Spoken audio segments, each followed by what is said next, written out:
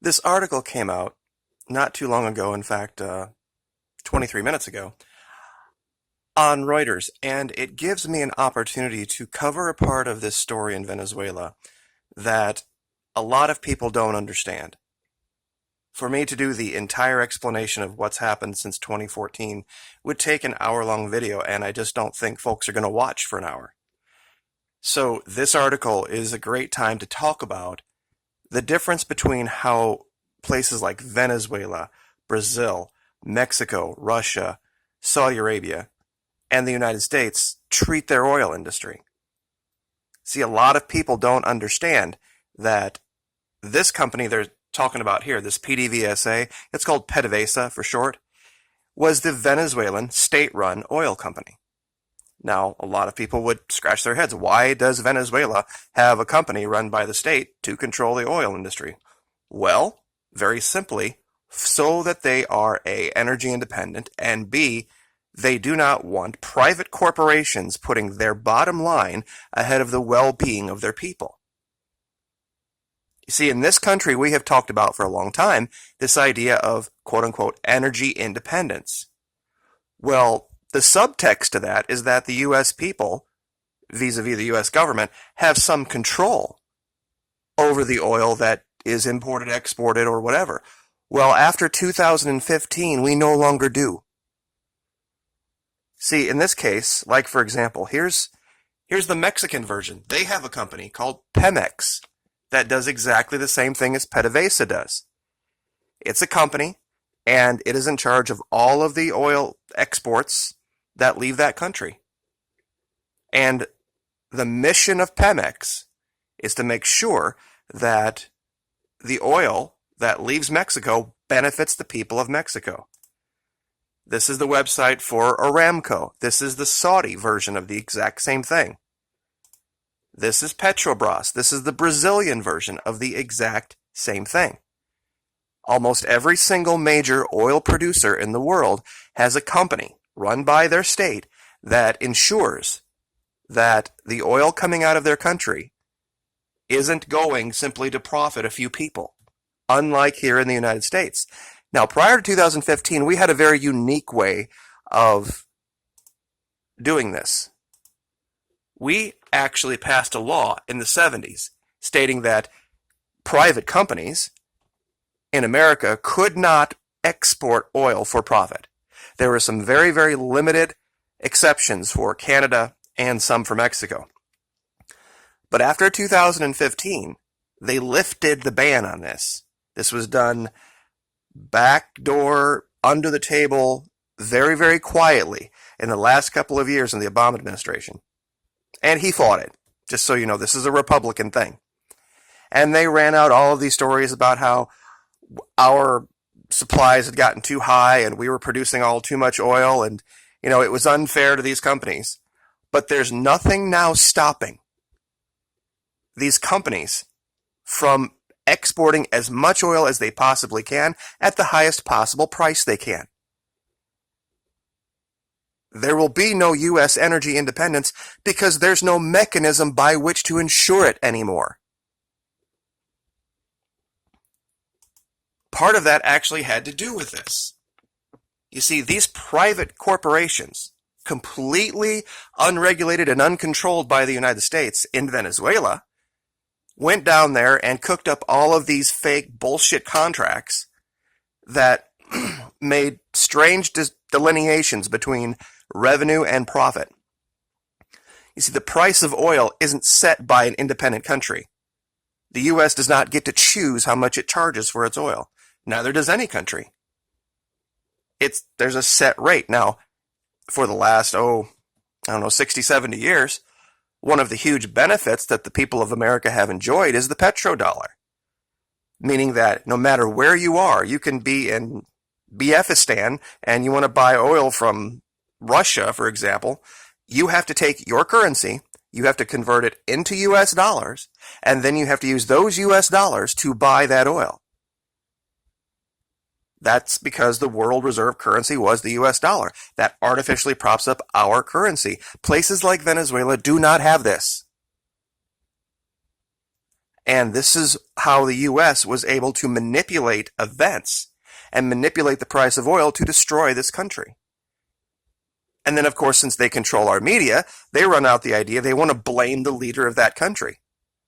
This country, Venezuela, has been forced to import nearly all of its food because all of the people that would have been working farms that used to exist in Venezuela now work on the oil rigs. And all of the land that was used for those farms have been bought up by multinationals, and they sit on it, and they will not allow it to be used for farming. That's why Venezuela passed a law saying that if there's land out there that's setting fallow and not being used for anything, it doesn't matter who owns it, the people of that region can take it, expropriate it, and use it to grow food. And of course, that was demonized in our media as well as theft and expropriation. Because there's a certain very tiny group of people that want to keep the people of Venezuela under their thumb financially, vis-a-vis the oil industry. And we've shown this before. Everybody is so all fired up excited about all of this new oil in America, as if it's going to stay in America. There's no law saying that these people that pump this oil out, ConocoPhillips or Chevron or Exxon or whoever, can't just pump it right out of the ground and throw it into a tanker and sell it to India or sell it to China. And that's why I brought up this chart right here. This is crude oil imports. Now, this is imports by country, August 11, 2018. And I'll zoom in here and show you who is the number one importer of oil, China, U.S. $162.2 billion. Now, this is crude oil imports into China. Okay, this is the list of countries that are the providers of oil to China. Now, as far as total dollar amount, Russia, of course, because they border. Saudi Arabia, of course. Now, you go down here to the United States. They're number 14, but what you want to look at over here is the increase over the last year. Yeah, that's not a mistake. 318,254,300% increase in the amount of oil leaving the United States for China. That's what the effect of lifting the ban on oil exports did. It took U.S. oil, put it in the hands of private people who are going to enrich themselves with it, and they're going to send it to China. And we're still the number 2 importer of oil. Think of this critically. How are we ever going to achieve energy independence if we allow big oil to do whatever is good for its bottom line? All of these discoveries in the Permian, all of this Bakken shale, all of this bullshit means nothing if the U.S. people don't claim it and say, whoa, wait a minute. This is U.S. oil. We are going to be energy independent first. Then if you have excess, feel free to sell it.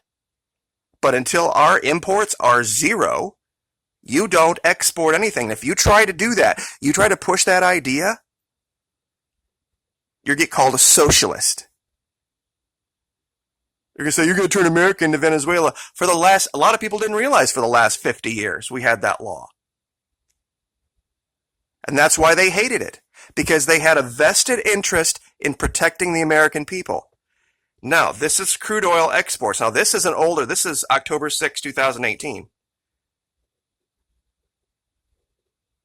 And as you can see here, they need to update some of these numbers. Highest dollar value of crude exports, Saudi Arabia, $133.6 billion. Now, the U.S. has vaulted way up from 13. It was behind Venezuela, but it's way, way, way up here, number 1 or number 2, depending on how you look at it, whether it's total amount of oil or dollar amount. Okay, and this is exports.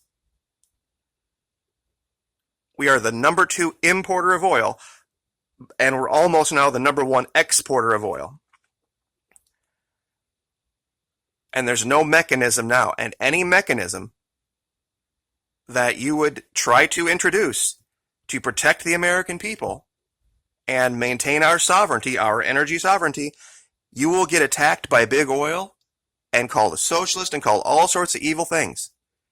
Now, the issue with Venezuela, why did they lose the ability to feed their people? Everything was fine from 2000 to 2013. You don't hear stories about Chavez starved his people. Everything was fine. We saw the pictures of Juan Requesens, didn't we? The protester at 400 pounds. How would that be possible if he was a 10-year-old boy in 1999 when Chavez took over, and by the time he was 23, he was this giant, morbidly obese monster? That's because in that country, gasoline was free and food was very, very cheap. But there was a coordinated strike by big oil and the Saudis. They got together, they cratered the price of oil. And that's covered here. This is Investopedia. Our dollar was getting bought up left and right by the Chinese, and when you drive up the US dollar, it drives down the value of commodities. And here they talk about this very specifically. Of the participating countries in OPEC, this was 2014, Iran, Venezuela, and Algeria wanted to cut production to firm up prices. But Saudi Arabia, the UAE, and all their buddies refused to do so. They maintained, and the US and Iraq put their foot on the accelerator and glutted the market with oil. We had the highest amount of reserves in 85 years. And that's covered here as well. It says 80 years here. And they, of course, used this as some excuse to lift the ban, even though around the world there was declining demand and weakening economies. And this, we'll go back to this chart here. Let's see if I can find it. All right, crude oil imports. Maybe it was the exports one. Hold on. Yep, here we go. Crude oil exports. Now, this is 2017, 2018. Of these 15 exporters right here, I'm going to read this again. I'm going to read it every day if I have to. Only two of these 15 during that time frame increased the value of their exports, the US and Iraq. That's because of the lifting of the ban. The US increased the value of its exports 328%. Meanwhile, the rest of the world was on the verge of collapse because of this cratering of oil prices. When the US joined the world, it oversupplied the markets.